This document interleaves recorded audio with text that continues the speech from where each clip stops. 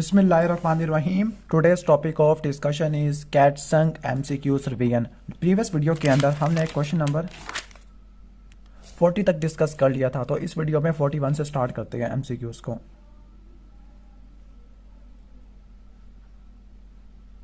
But एक छोटी सी request है, majority of the population video को ओपन करती है फिर छोड़ छाड़ के भाग जाती है, तो प्लीज़ वीडियो को लास्ट तक देख लिया करो, खास तौर पे ये वाली वीडियो, क्योंकि अगर एमसीक्यू यहाँ से आ गया तो आपकी अच्छी खासी रिवीजन हो जाएगी, और अगर आपने एमसीक्यूज़ को छोड़ दिया तो फिर आपको वो नुकसान भी पहुंचा सकता है किसी भी टाइप का। तो स्टार्ट करते हैं क्वेश्चन नंबर 41 से। तो क्वेश्चन नंबर 41 के अंदर साइनोसेप्टम दिए हुए हैं, हाइपर रिफ्लेक्सिया के दिए हुए हैं, सीजर्स के दिए हुए हैं, ठीक है।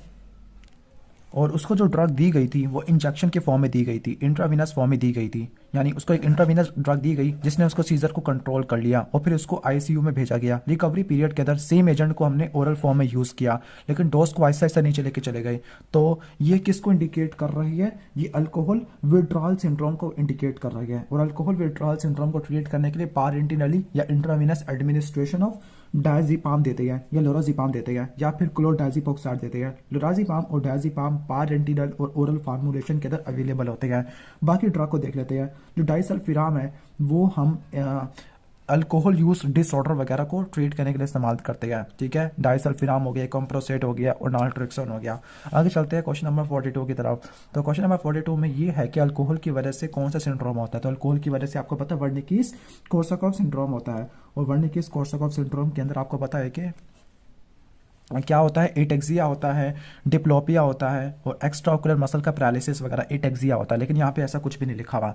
तो वही कह रहा है कि first week of patient recovery में तो सिंड्रोम होगा, ठीक है। तो सिंड्रोम में क्या चीज़ें होगी, ठीक है। तो जो पेशेंट होगा वो डिलीरियम ट्रीमंस हो जाएगा। तो पेशेंट का जो डिलीरियम ट्रीमंस होगा, तो डिलीरियम ट्रीमंस के अंदर ट्रैमर्स होती है, डिल्यूजन होता है और रियल हेलुसिनेशन होता है। इन तीनों को मिला के क्या कहते हैं?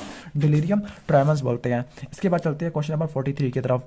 तो क्वेश्चन नंबर 43 के अंदर टेबल वाइज बताया हुआ है। ऐसे क्वेश्चन प्रॉफ के अंदर बहुत ही कम आते होती है, तो हम ऐसे क्वेश्चन को स्किप कर देते हैं, ओके। अब क्वेश्चन नंबर 44 की तरफ चलते हैं। The speed of induction of anaesthesia with halogenated hydrocarbon like हैलोथेन और आइसोफ्लोरीन। तो जो हैलोथेन और आइसोफ्लोरीन होती है उनका स्पीड ऑफ इंडक्शन किसके ऊपर डिपेंड नहीं करता, तो मिनिमल एल्विलर कंसंट्रेशन के ऊपर डिपेंड नहीं करता। जो मिनिमल एल्विलर कंसंट्रेशन होती है वो इनकी पोटेंसी को इंडिकेट करती है। बाकी जो सारे फैक्टर है लाइक इंट्रावीनस ग्रेडियंट है, इंस्पायर्ड गैस, पार्शियल प्रेशर है, पल्मोनरी ब्लड फ्लो है, वेंटिलेशन रेट है, सॉल्युबिलिटी है, ये स्पीड ऑफ इंडक्शन को डिटरमिन करती है। लेकिन जो MAC है, मिनिमल एल्विलर एनेस्थेटिक कंसंट्रेशन, ये पोटेंसी को इंडिकेट करती है। Minimum concentration in the alveoli जो रिक्वायर होती है या पेनफुल स्टिमुलस को एलिमिनेट करने के लिए रिक्वायर होती है in the 50% of the patient. Next question की तरफ चलते हैं। 45 क्वेश्चन है। तो 45 के अंदर ओके शॉर्ट एक्टिंग एनेस्थेटिक दिया हुआ है जिसका ऑनसेट काफ़ी ज़्यादा फास्ट होता है, ओके। और जो रिकवरी होती है, रिकवरी फेज के अंदर कोई नोजिया, वोमिटिंग, डायरिया वगैरह नहीं हो रहा, तो वो क्या होता है? तो मोस्ट प्रोबेबली ड्रग कौन सी है? प्रोपोफोल होती है। तो जो ऑनसेट ऑफ एनेस्थीसिया होता है प्रोपोफोल से वो काफ़ी ज़्यादा रैपिड होता है, ओके। स्पेसिफिकली इंट्रावीनस बार्बिटूरेट से अगर कंपेयर करते हैं तो उनसे तो ज़्यादा ही होता है। इसकी जो क्लियरेंस होती है वो ग्रेटर होती है, greater than the hepatic blood flow, जो सजेस्ट करती है कि एक्स्ट्रा हिपैटिक एलिमिनेशन हो रही है, यानी लीवर से बाहर एलिमिनेशन हो रही है, तो वो उसको सजेस्ट करती है। ठीक हो गया, ओके। तो आपको एक और हिंट मिल जाएगा, वो ये है कि इस ड्रग को देने के बाद कोई नोजिया वोमिटिंग नहीं हो रही। डैट मीन्स कि प्रोपोफोल के पास एंटीएमेटिक एक्शन होता है और इसकी जो रिकवरी वो डिलेड नहीं होती। तो प्रोपोफोल के बारे में क्या क्या बातें आपने याद करनी है कि इसका ऑनसेट काफ़ी ज़्यादा रैपिड होता है, इसकी क्लियरेंस हिपैटिक ब्लड फ्लो से ज़्यादा होती है, एक्स्ट्रा हिपैटिक एलिमिनेशन होती है, एंटीएमेटिक एक्शन होता है। नेक्स्ट है 46, प्रोस्टेटिक कैंसर है और इसकी वजह से काफ़ी ज़्यादा पेन हो रहा है, लिवोरफिनोल दी गई है। तो क्रोनिक यूज़ करने की वजह से जो टॉलरेंस होती है वो कॉन्स्टिपेशन और मियोसिस के अगेंस्ट डेवलप नहीं होती, बाकी सब इफेक्ट के अगेंस्ट टॉलरेंस डेवलप हो जाती है। और आपको पता है कि जो मियोसिस होती है वो सारे ओपियाइड करवाती है सिवाय एक है, उसका नाम है मैप्रिडीन। जो मैप्रिडीन है मस्करीनिक रिसेप्टर को ब्लॉक कर देती है, ओके। तो कॉन्स्टिपेशन और मियोसिस इसके अगेंस्ट कोई टॉलरेंस नहीं होती। जो पेपिलरी कॉन्स्ट्रक्शन होती है ओपियाइड की वजह से उसको ब्लॉक करने के लिए एट्रोपिन और नैलोक्सोन यूज कर सकते हैं। नेक्स्ट है 47 MCQ। जो ड्रग्स होती है वो रिसेप्टर को एक्टिवेट भी करती है, ब्लॉक भी करती है, उनके डाउन स्ट्रीम सिग्नलिंग पाथवे को एक्टिवेट भी करती है और बाइंड भी करती है। तो यहाँ पे लिखा हुआ है कि कौन सी ड्रग होती है जो इंट्रासेलुलर रिसेप्टर को एक्टिवेट करती है, जो आगे ट्रांसक्रिप्शन फैक्टर का काम करेगा। तो जो स्टीरॉइड्स होती है आपने उनको सिलेक्ट करना है। तो यहाँ पे स्टीरॉइड कौन सा है, प्रेडनिसोन। जो प्रेडनिसोन है स्टीरॉइड होता है, साइटोप्लाज्मिक स्टीरॉइड रिसेप्टर होता है, ट्रांसलोकेशन होती है रिसेप्टर लाइगेंड कॉम्प्लेक्स की न्यूक्लियस के अंदर और जीन ट्रांसक्रिप्शन की अल्टरेशन होती है। इसके बाद एमसीक्यू नंबर 48 है, सेरोटोनिन टाइप 2 रिसेप्टर एंटागोनिस्ट का common of label clinical application क्या होगा। तो common of label clinical application के अंदर आपको पता है कि इंसोम्निया वगैरह के लिए आ जाएगा। अब सेरोटोनिन टाइप 2 ब्लॉकर, तो उसमें आ जाती है नाफेजिडोन और ट्राइजोडोन होती है। नाफेजिडोन ट्राइजोडोन आपने किस चैप्टर में पढ़ा है, आपने उसको एंटी डिप्रेसेंट वाले चैप्टर में पढ़ा है। तो इनका डिप्रेशन के अलावा एंशियोलिटिक इफेक्ट भी होता है, मतलब ये सेडेटिव ड्रग भी होती है। लो डोजेस के अंदर जो ट्राइजोडोन होती है वाइडली यूज्ड हिप्नोटिक ड्रग होती है, जिसकी डिपेंडेंस लाइबिलिटी नहीं होती, लेकिन बेंजोडाइज़ेपिन की डिपेंडेंस लाइबिलिटी काफ़ी ज़्यादा होती है। नेक्स्ट क्वेश्चन 49 है। अब वंस अगेन ये बताया हुआ है, टेबल वाला एमसीक्यू है तो उसको छोड़ देते हैं, चलो पढ़ ही लेते हैं क्योंकि कभी कभार कहीं यही ना आ जाए। तो यहाँ पर आपको जो ग्राफ बनाया गया इसके अंदर जो प्लस प्लस प्लस निशान है वो इंडिकेट कर रहे हैं कि जो ड्रग्स है वो इनको ब्लॉक कर रही है। तो मेजर डिप्रेसिव डिसऑर्डर को ट्रीट करने के लिए कौन सा कॉम्बिनेशन सबसे बेस्ट होगा। तो मेजर डिप्रेसिव डिसऑर्डर को ट्रीट करना है तो आपने नोरेपिनेफ्रिन और सेरोटोनिन के ट्रांसमीटर को ब्लॉक कर देना है, ठीक है। तो इसमें बेस्ट ऑप्शन कौन सा होगा, सेरोटोनिन, नोरेपिनेफ्रिन और उसके अलावा डोपामीन को भी ब्लॉक कर देना, क्योंकि आपको पता है कि जो नोरेपिनेफ्रिन और सेरोटोनिन का लेवल ज़्यादा हो जाएगा तो वो एंटी डिप्रेसेंट ड्रग फार्माकोलॉजी के अंदर आ जाता है, यानी जो SSRI है, SNRI या ट्राइसाइक्लिक एंटी डिप्रेसेंट है, रीअपटेक ट्रांसपोर्टर को ब्लॉक कर देती है, इनके लेवल को बढ़ा देती है, ओके। लेकिन अगर डोपामीन की रीअपटेक इनहिबिट हो जाएगी तो इसकी वजह से CNS इफेक्ट बढ़ना शुरू हो जाएगी, लाइक थॉट डिसऑर्डर है, हेलुसिनेशन, पैरोनिया और डिल्यूजन वगैरह होना शुरू हो जाएगी। क्वेश्चन नंबर 50 की तरफ चलती है।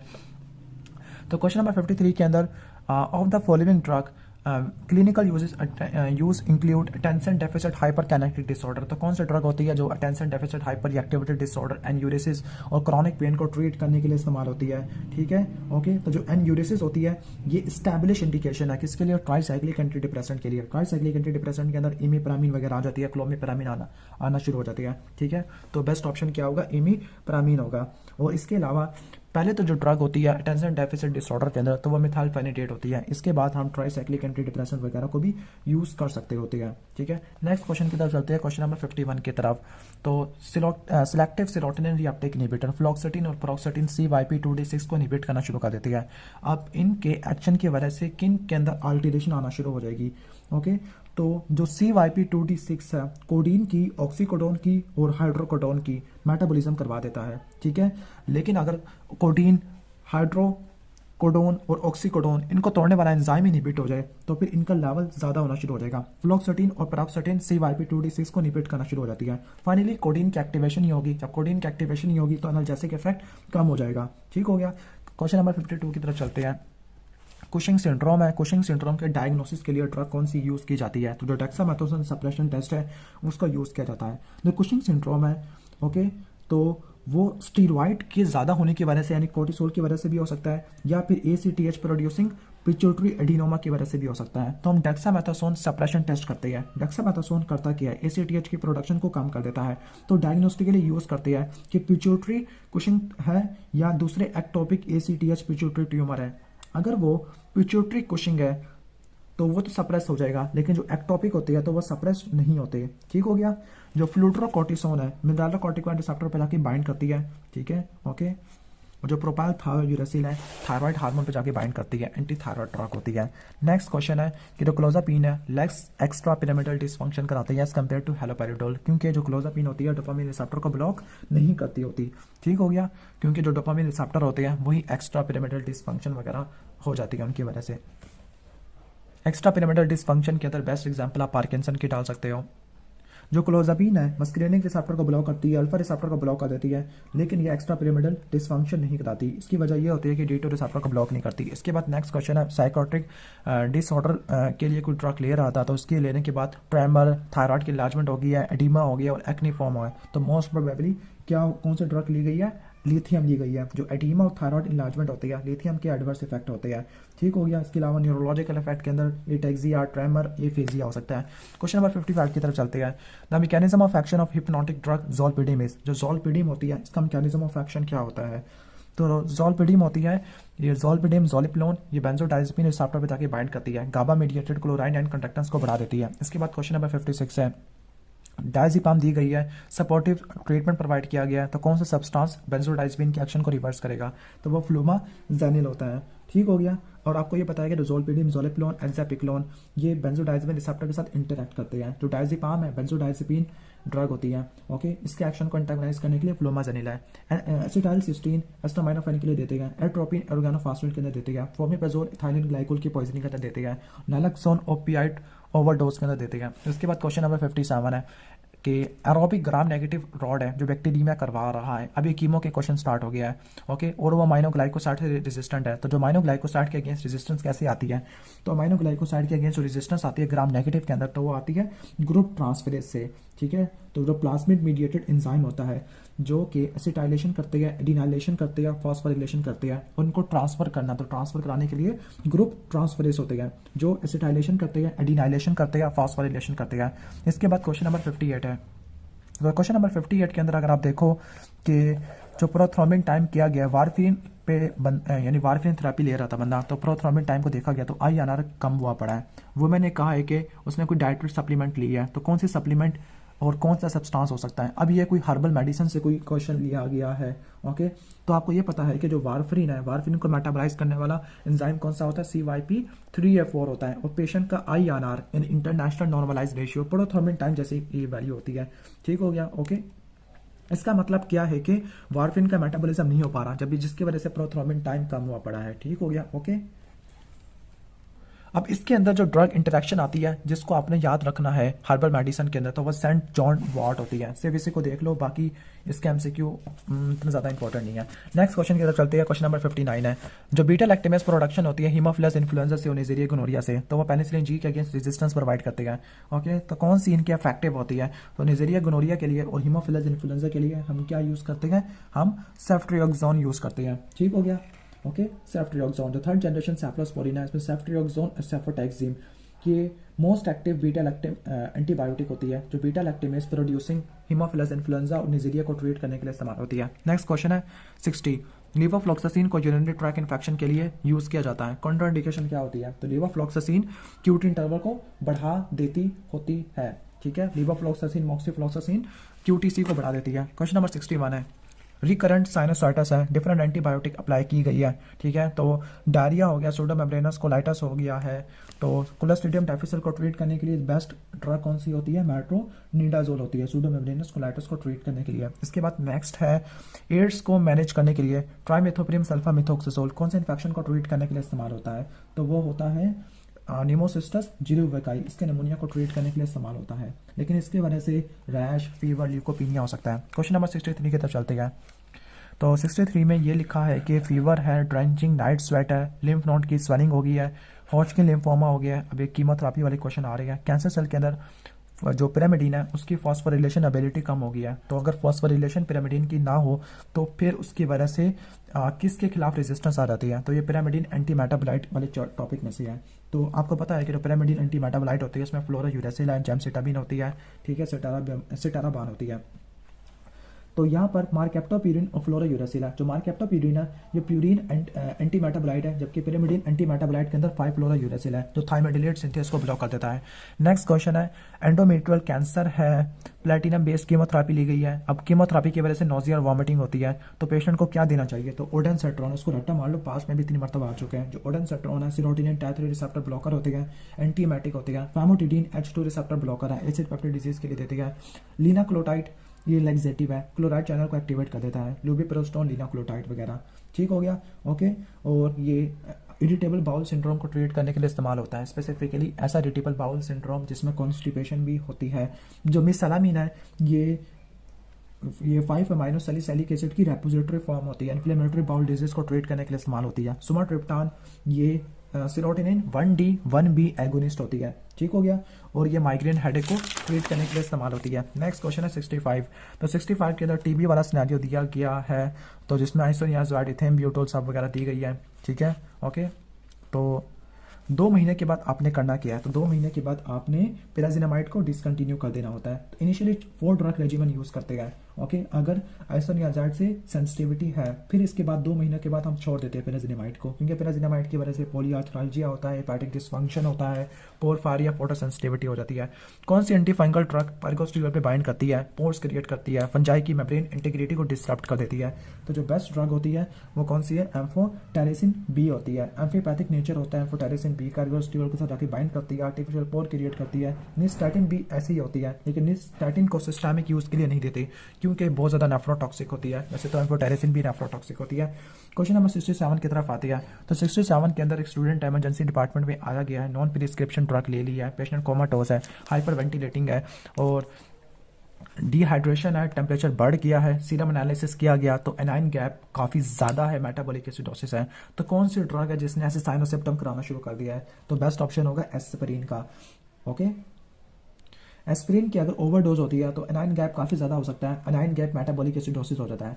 एथेनॉल की वजह से एनाइन गैप एसिडोसिस होता है, बट ये कंडीशन माइल्ड होती है, ट्रीटमेंट की जरूरत नहीं होती। एस्टामाइनोफेन की वजह से लीवर फेल्योर हो जाएगा। डेक्स्ट्रोमेथोर्फोन ओपियाइड है तो रिस्पिरेटरी डिप्रेशन करवा देगी, ना कि हाइपर वेंटिलेशन है। डाइफिन हाइड्रोमीन ये एंटी हिस्टामिन ड्रग होती है, सीडेशन करवाती है, सीएनएस के ऊपर हिस्टामिन रिसेप्टर पर जाके बाइंड करती है, ब्लॉक कर देती है और ये सिडेटिव एक्शन रखती होती है, लेकिन एसिडोसिस नहीं कराती।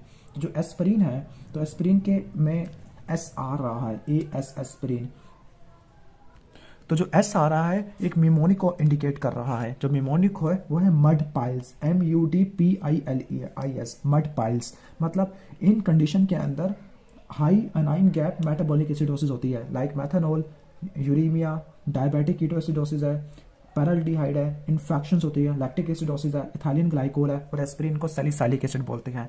नेक्स्ट क्वेश्चन की तरफ चलते हैं। 68 इसी से रिलेटेड है। मैनेजमेंट के अंदर क्या अप्रोप्रिएट होगा, एस्पिरिन जो कि वीक एसिड है तो इसके एलिमिनेशन के लिए यूरिन को अल्कलाइज बना लोगे, तो क्वेश्चन नंबर इसका 68 का डेल्टा होगा। इसके बाद क्वेश्चन नंबर 69 की तरफ चलते हैं। मेनिंजोकोकल और स्टेफिलोकोकल कैरियर स्टेट है, तो मेनिंजोकोकल कैरियर स्टेट को एलिमिनेट करने के लिए कौन सी ड्रग होती है, वो रिफेम्पिन होती है, ठीक है। 70 की तरफ चलते हैं। तो 70 के अंदर कीमोप्रोफाइलैक्सिस है against the chloroquine resistant Plasmodium falciparum.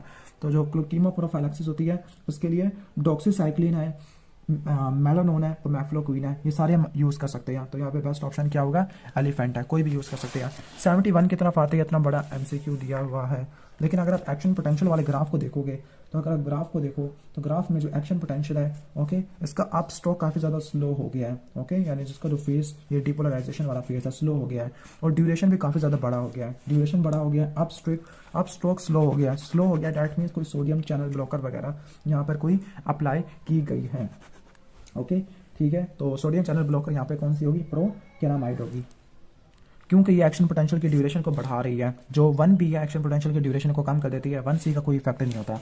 72 की तरफ चलते हैं। 72 के अंदर 7 ईयर हिस्ट्री या क्रोन डिजीज की, परसिस्टेंट डायरिया है, एब्डोमिनल पेन है, साइंस ऑफ इन्फ्लेमेशन है, फिजिशियन ने इम्यूनोग्लोबुलिन बेस्ड एजेंट दिया है जो कि ट्यूमर नेक्रोसिस फैक्टर अल्फा को ब्लॉक कर देता है, तो ये पहले भी आ चुका है, तो बेस्ट ऑप्शन है इन्फ्लेक्सामाब। इन्फ्लेक्सामाब TNF को ब्लॉक कर देती है। दूसरी एंटी TNF अल्फा एंटीबॉडी में इटानरसेप्ट है और एडेलिमुमाब है। एडेलिमुमाब और इटानरसेप्ट किसके लिए इस्तेमाल होती है, रूमेटॉइड आर्थराइटिस के लिए, इटानरसेप्ट और एडेलिमुमाब।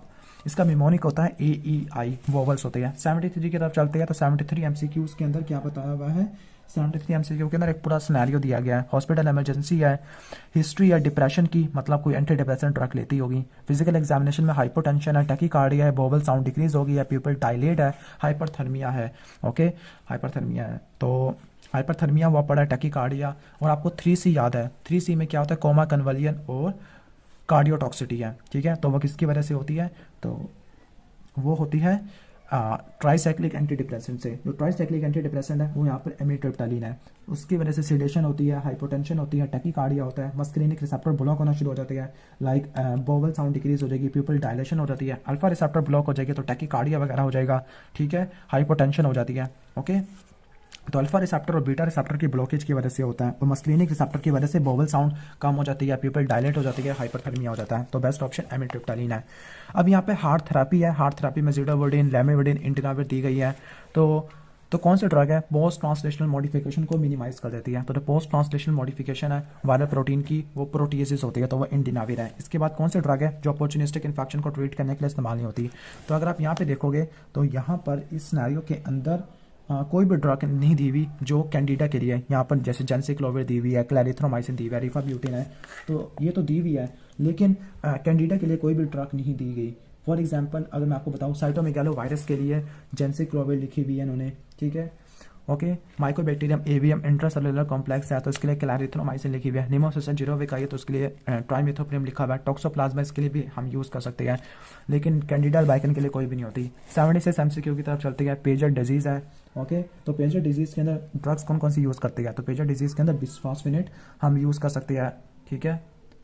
पेजर डिजीज होता क्या है, पेजर डिजीज एक वो कंडीशन है जिसमें बोन की रिजॉर्प्शन कुछ ज़्यादा बढ़ जाती है, सीरम कैल्शियम लेवल बढ़ जाता है। तो बिस्फॉस्फेनेट और कैल्सिटोनिन हम ये दो ड्रग यूज़ कर सकते हैं, लेकिन यहाँ पे बिस्फॉस्फेनेट लिखे हुए नहीं है। तो कैल्सिटोनिन है वो सीरम कैल्शियम को कम कर देगी। फ्लोराइड और रिलैक्सोफिन ये बोन की फॉर्मेशन को अफेक्ट करती है। पीटीएच और इसके अलावा यहाँ पे लिखा हुआ है हाइड्रोक्लोरथायोजाइड, ये सीरम कैल्शियम लेवल को बढ़ा देती है। 77 की तरफ चलते हैं। ब्लड प्रेशर को देखो बढ़ा हुआ है। किडनी और कार्डिक फंक्शन नॉर्मल है। वेल्सार्टेन सजेस्ट की गई है। तो जो वेल्सार्टेन है एंजियोटेंसिन रिसेप्टर ब्लॉकर होती है, एंजियोटेंसिन 2 के साथ इंटरफेयर करती है। कौन सी वेजोडायलेटर एल टाइप स्मूथ मसल पे जाके बाइंड करती है। तो जो स्मूथ मसल पे जो बाइंड करती है वो कौन सी होती है, डाईहाइड्रोपेराडीन। जो एम्लोडिपिन है, इसके अलावा डायजेपाम है, निफेडिपिन है, विरापेमिल है, वेजोडायलेटर के जरिए काम करती है। कैल्शियम के इन्फ्लक्स को मिनिमाइज कर देती है। एल टाइप कैल्शियम चैनल को ब्लॉक कर देती है। हाइड्रोलेजिन और नाइट्रोपेरोक्साइड ये नाइट्रिक ऑक्साइड को रिलीज करवा देती है। हाइड्रोलेजिन एंडोथेलियल सेल से और नाइट्रोपेरोक्साइड अपने अंदर से नाइट्रिक ऑक्साइड को रिलीज करवा देती है, ओके। इसके बाद हम नेक्स्ट क्वेश्चन की तरफ आ जाते हैं। अच्छा, तो डाइजोक्साइड और मिनी ऑक्सीडेल भी लिखा हुआ है। जो डाइजोक्साइड और मिनी ऑक्सीडेल होती है ये हाइपरपोलराइजेशन करवा देती है स्मूथ मसल की। 79 MCQ है। एनेस्थीसिया प्रोटोकॉल जिसमें सक्सिनाइल कोलिन है, तो उसकी वजह से मैलिग्नेंट हाइपरथर्मिया हो गया। तो मैलिग्नेंट हाइपरथर्मिया का प्री मॉनिटरी साइन कौन सा होता है, सबसे पहले वाला, तो वो होता है ट्रिस्मस, जिसको आप बोल सकते हो मैसेटर हाइपरटोनिया, क्योंकि जो सक्सिनाइल कोलिन है during the induction of anaesthesia तो वो आगे स्मूथ स्केलेटल मसल की कॉन्ट्रैक्शन करवा सकती है, तो ट्रिस्मस हो सकता है। नेक्स्ट MCQ है 80। तो 80 के अंदर अगर आप देखो तो 80 वाला जो सिनेरियो है ये ANS वाले चैप्टर से लिया गया है। लाइक उसका सबसे पहला चैप्टर होता है, तो इसमें जो सेक्सीटॉक्सिन होता है ना, सेक्सीटॉक्सिन वो डाइनोफ्लैजिलेट प्रोड्यूस करते हैं। अब ये जो सेक्सीटॉक्सिन होता है ये वोल्टेज गेटेड सोडियम चैनल को क्लीव कर देता है। ये डाइनोफ्लैजिलेट लिखे हुए हैं जो सेक्सीटॉक्सिन प्रोड्यूस करते हैं, जो टेट्रोटॉक्सिन को रिसेंबल करता है। टेट्रोटॉक्सिन और सेक्सीटॉक्सिन क्या करते हैं, सोडियम चैनल को ब्लॉक कर देते हैं, वोल्टेज गेटेड सोडियम चैनल को। इसकी वजह से ट्रांसमिशन इनिशियली सेंसरी नर्व के अंदर ब्लॉक हो जाती है, मोटर फाइबर भी ब्लॉक हो जाएंगे, ठीक हो गया, ओके। तो बेस्ट ऑप्शन क्या होगा, नर्व ट्रांसमिशन ब्लॉक हो जाती है, सेंसरी और मोटर दोनों हो सकती है। हाइपरटेंशन और अंजाइना है, तो कौन सी ड्रग है जो दोनों के अंदर बेनिफिशियल होती है, और इस ड्रग के पास नॉन सेलेक्टिव बीटा ब्लॉकर और अल्फा ब्लॉकिंग एक्शन भी है, तो लैबिटोलोल और कैरबिडोलोल, इनका रट्टा मार लो आप, ओके, ठीक हो गया। इसके बाद नेक्स्ट है 82। तो 82 के अंदर प्रेग्नेंट वुमेन है, पेन हो रहा है, डिस्कम्फर्ट है, मूड डिप्रेशन है, ओके। तो सिलेक्टिव इनहिबिटर ले रहे हैं SSRI, जो कौन से SSRI है जिसको एक हफ्ते में लेना चाहिए और प्रेगनेंसी के अंदर सेफ होते हैं, ओके, ठीक हो गया। तो जो प्री मेंस्ट्रुअल डिस्फोरिक डिसऑर्डर है उसको ट्रीट करने के लिए SSRI है, तो वो फ्लॉक्सिटिन वगैरह।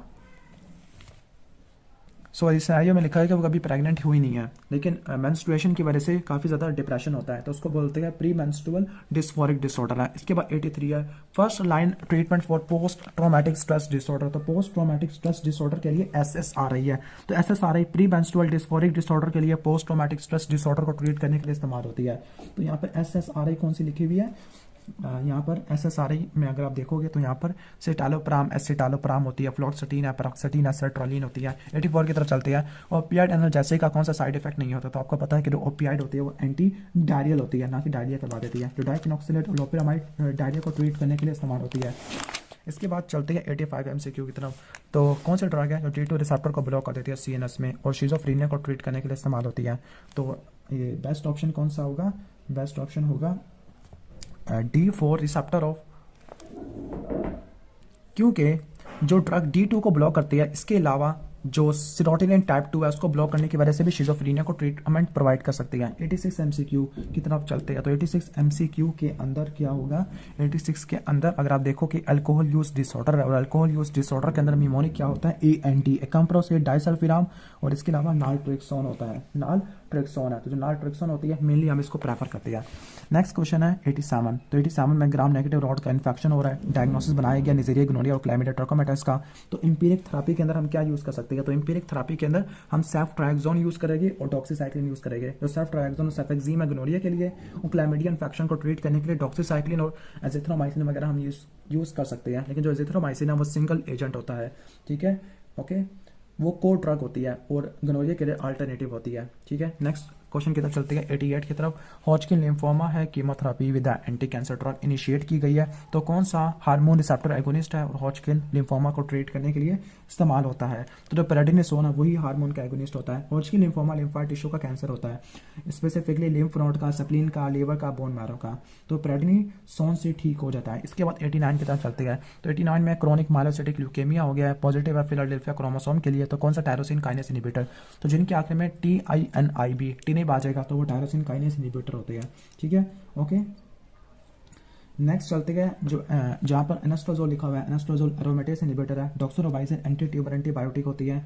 इमाटिनिब BCR-ABL काइनेस को टारगेट करती है। रिटॉक्सीमाब मोनोक्लोनल एंटीबॉडी होती है अगेंस्ट बी लिम्फोसाइट, स्पेसिफिकली ऐसे बी लिम्फोसाइट जो CD20 के लिए पॉजिटिव आ गए हैं उनके लिए इस्तेमाल होती है। विनका एल्कुलाइड, जो विनक्रिस्टिन विनका एल्कुलाइड होती है, माइक्रोट्यूब्यूल को पॉइजन कर देती है। नेक्स्ट क्वेश्चन है 90 MCQ। तो 90 के अंदर लिखा हुआ है कि हाई स्कूल स्टूडेंट है, हेडेक, फीवर और कफ हो रहा है, स्पोटम स्कैंटी है, नॉन पुरुलेंट है, ग्राम्स नेगेटिव स्टेन की गई, तो वाइट सेल कोई ऑर्गेनिज्म नहीं है, कम्युनिटी एक्वायर्ड निमोनिया है। तो आपको ट्रीटमेंट इनिशिएट करना चाहिए किससे, तो कम्युनिटी एक्वायर्ड निमोनिया के लिए हम ड्रग यूज करते हैं, एजिथ्रोमाइसिन यूज करते हैं, ठीक है, ओके। 4 दिन का कोर्स वगैरह हम इस्तेमाल कर देते हैं। जो कम्युनिटी एक्वायर्ड निमोनिया निजेरिया की वजह से हो सकता है, मोरक्सिला कैटेरालिस है, नहीं निजेरिया की वजह से नहीं होता, मोरक्सिला कैटेरालिस है, हीमोफिलस इन्फ्लुएंजा और स्ट्रेप्टोकोकस निमोनिया ही होता है। तो इनके लिए हम इस्तेमाल करते हैं सिंगल एंटीबायोटिक जो कि एजिथ्रोमाइसिन होती है। नेक्स्ट क्वेश्चन है 86 नहीं है बल्कि यहाँ पर है 91 है। तो सेप्रोफ्लॉक्सिन से कंपेयर करती है तो फिर जो लीवाफ्लॉक्सासिन है इसकी एक्टिविटी इंप्रूव्ड होती है। तो जो इंप्रूव्ड एक्टिविटी होती है किन के लिए, वो स्ट्रेप्टोकोकस निमोनिया ही है। जिस तरह एजिथ्रोमाइसिन होती है, एजिथ्रोमाइसिन सिंगल एंटीबायोटिक होती है CAAP के लिए, कम्युनिटी एक्वायर्ड निमोनिया के लिए। इसी तरह लीवाफ्लॉक्सासिन भी सिंगल ड्रग होती है और ड्रग कॉम्बिनेशन के फॉर्म में भी यूज कर सकते हैं, ओके, ठीक हो गया। तो इनको रिस्पिरेटरी फ्लोराक्विनोलोन भी कहते हैं। नेक्स्ट क्वेश्चन है 92। 55 ईयर ओल्ड वुमेन है, स्टीरॉइड यूज कर रही है, लिवर ट्रांसप्लांटेशन के बाद ऑस्टियोपोरोसिस हो गया है। तो ऑस्टियोपोरोसिस को ट्रीट करने के लिए देखो 55 है, तो पोस्ट मेनोपॉजल वुमेन के अंदर हम क्या यूज कर सकते हैं, बिसफॉस्फेनेट वगैरह यूज कर सकते हैं। तो बिसफॉस्फेनेट होती है, ड्रोनेट होती है, बोन की डिसॉर्प्शन को इनिबिट कर देते हैं। तो एनास्ट्राजोल है, एरोमेटेस इनिबिटर है, ब्रेस्ट कैंसर को ट्रीट करने के लिए इस्तेमाल होता है। इथिनॉल एस्ट्राडायोल एस्ट्रोजन स्टिमुलेट करता है, यानी बोन डिसॉर्प्शन को स्टिमुलेट कर देता है।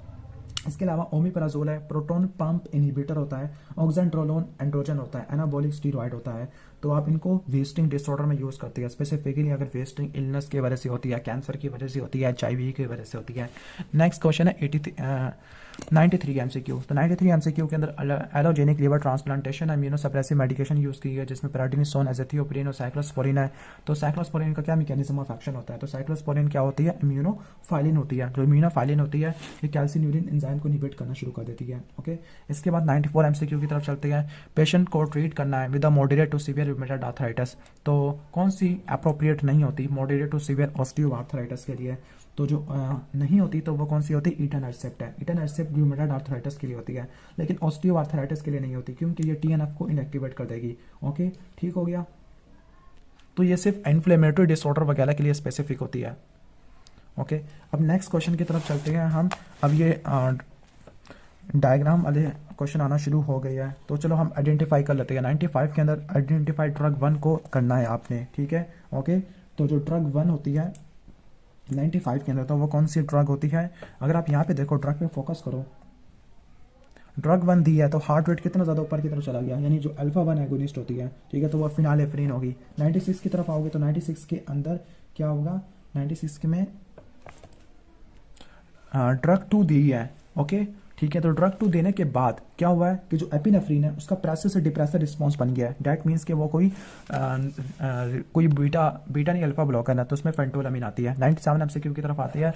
लेथार्जी है, वेट गेन है, मसल वीकनेस होती है। लेबॉरेटरी डायग्नोसिस ने हाइपोथायरॉयडिज्म बता दिया है। तो जो थायरोटॉक्सिकोसिस के लिए हम हाइपोथायरॉयडिज्म के लिए थायरोक्सिन को प्रेफर करते हैं, क्योंकि जो थायरोक्सिन होती है उसकी लॉन्गर हाफ लाइफ होती है। थायरोक्सिन को इसलिए प्रेफर करते हैं क्योंकि लॉन्गर हाफ लाइफ है। इसके अलावा लेस एक्सपेंसिव होती है, स्लो ऑनसेट ऑफ एक्शन होता है। ओके, ठीक हो गया। इसके बाद 98 MCQ की तरफ आते हैं। तो 98 MCQ के अंदर क्या बात की गई है, तो 98 MCQ में G1P1, जी का मतलब है ग्रेविडा, नंबर ऑफ प्रेगनेंसी 1, और पैरा का मतलब है कि नंबर ऑफ वायबल बर्थ, तो वो भी 1 होती है। तो इनफर्टिलिटी है, ओके, इनफर्टिलिटी एमेनोरिया किसकी वजह से होता है, प्रोलैक्टिनीमिया की वजह से होता है। तो प्रोलैक्टिनीमिया को ट्रीट करने के लिए ब्रोमोक्रिप्टीन देते हैं। 99 MCQ की तरफ आ रही है।